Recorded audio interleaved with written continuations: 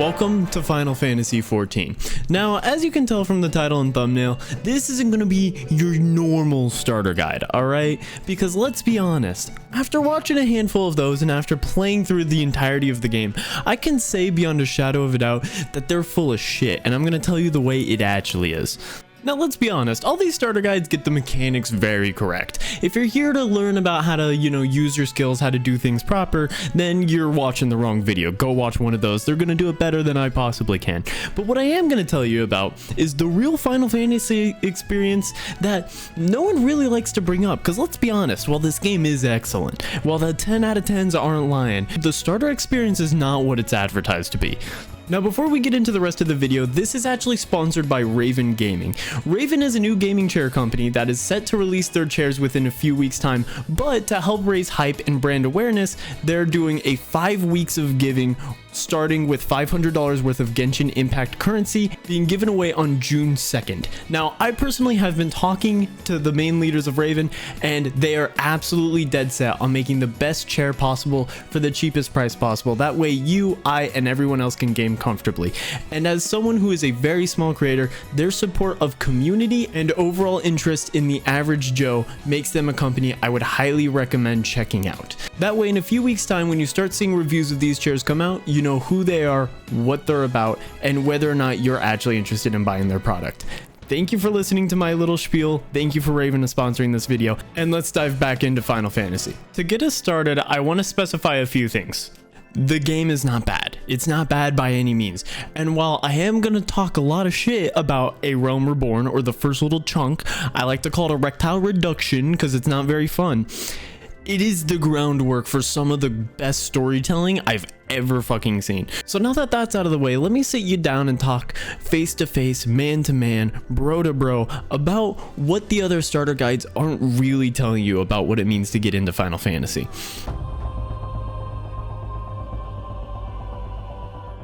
Now, first things first, I brought it up earlier, but I want to make it very clear. The initial introduction is 120 hours. That's the base game and what people call the post-base game, which more or less prepares you for the first expansion. What's really nice about this is it does give you plenty of time to digest all the material, break down the world, introduce you to all the main characters, but what it sucks about is this is the worst of all of its stories. In each of the expansions, the base game is by far the weakest when it comes to story. And personally, I thought it was so fucking boring, I got frame perfect cutscene skips. I skipped absolutely every piece of dialogue. I skipped absolutely every cutscene that I possibly could. And don't get me wrong, I know some people who absolutely loved the base game story, that found the world super immersive, that found every piece of dialogue like a neat little tidbit of information. I'm gonna tell you right now, while that's common in the later expansions, it's not as common for the base game. And the best example for this dynamic shift between the base game and later expansions is so apparent through the voice acting. A lot of people find it absolutely jarring where you spend literally 120 hours getting used to people and characters speaking a particular way and having a certain voice, and then it's wildly different in the first expansion. And that's no exaggeration. Like, listen to Alphino here. Whatever do you mean, dear sister? And now listen to him here. I, Alphino Levier, am innocent of this charge. I would call it a massive fucking improvement, but holy shit, it's two entirely different people, which, thank God, now he went from an insufferable little fucking shit stain to one of my all-time favorite characters. So, it's an improvement, but you gotta power through. And the world is absolutely worth learning about. And if you know how to properly sit back and digest the story, I can almost guarantee you can make it so you have a good time.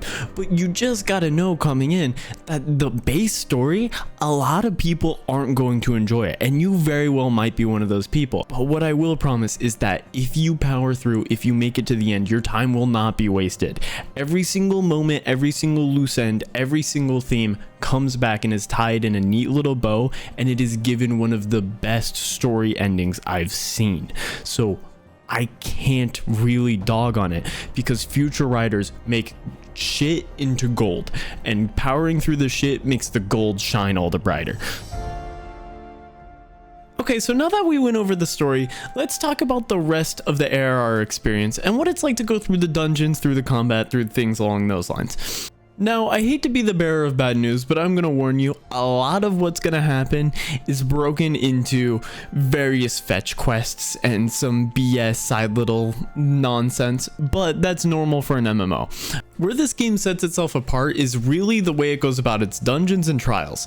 Now, the dungeons, I'm going to warn you, any of the late game players, well, you've gone through the base dungeons so many times that they know it like the back of their hand. So you're going to sit there and you're going to try to do a dungeon, and unless you have a friend group that's willing to take their time with it, people are going to do what's called wall-to-wall pulling, which basically means your tank is going to fucking run in and attract every single enemy and then keep running until he hits a wall. From there, the healer's gonna fucking help him, and you're just gonna tear through every enemy.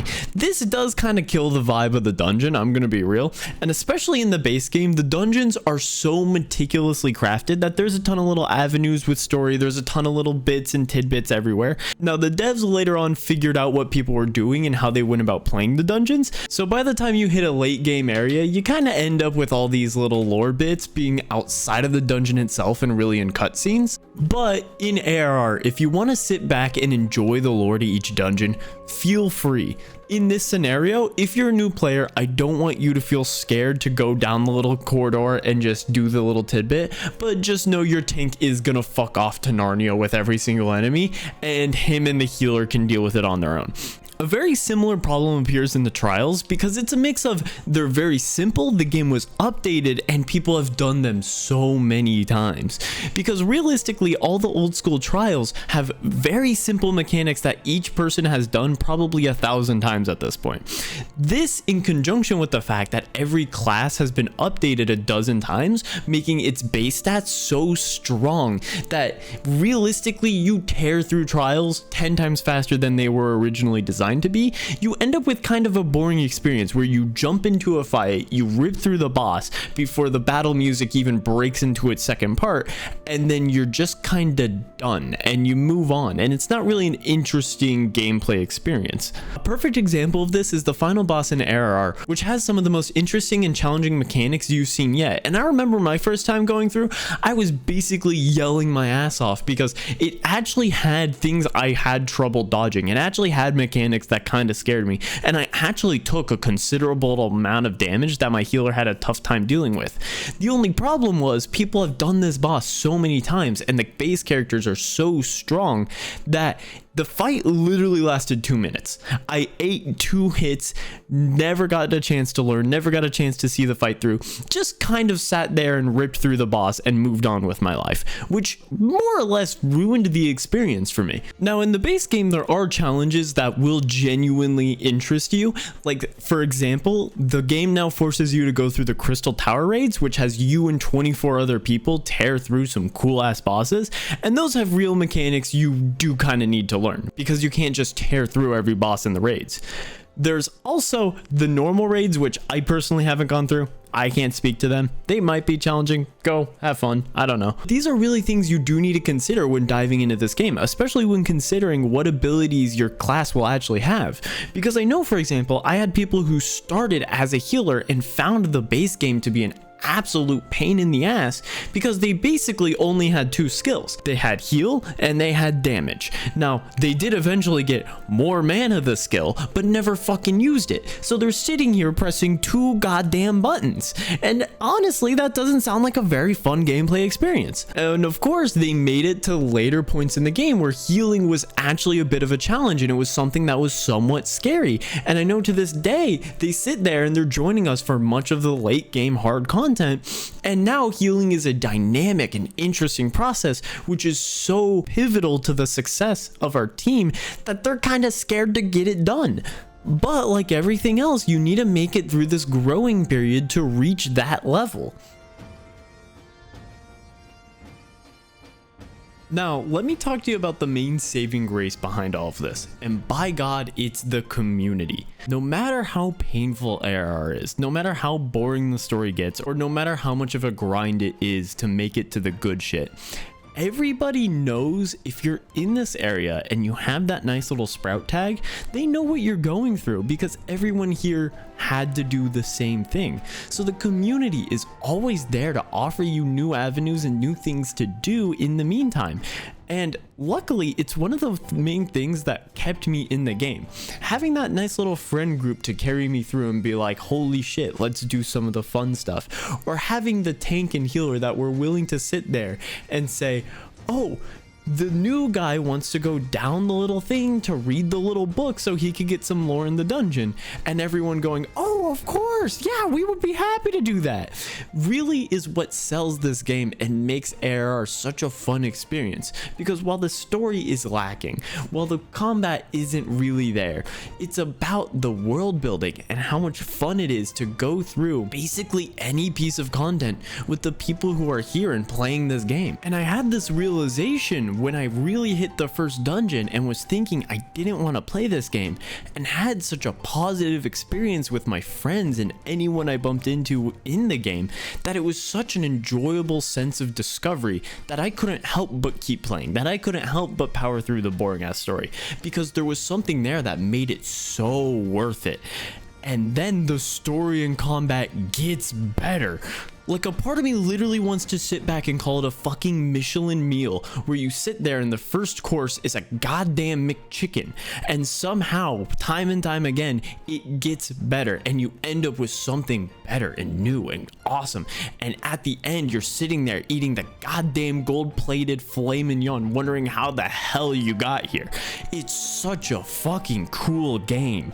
And it's these aspects that are never talked about, because luckily I had friends in the community who could tell me that ARR was kind of a slog, and who would tell me what it's actually like to sit down and begin going through this massive pile of content. And I sit there and I watch the other starter guides, and they don't truly tell you what it's like.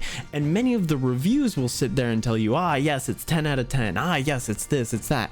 But they don't go through this, which is why you needed the real starter guide to Final Fantasy XIV. Not everyone can sit there and tell you that. Honestly, sometimes people fucking hate the start of this game and come to absolutely adore it. And as someone who went through that experience, and as someone who had to slog through ARR and honestly was praying to fucking God it would end, when it did end, I was not expecting to find absolute gold at the end of the tunnel.